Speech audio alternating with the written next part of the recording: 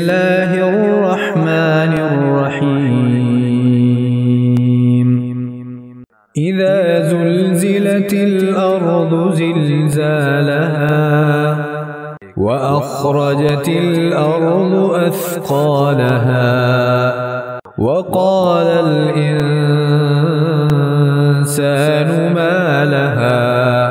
يومئذ تحدث أخبارها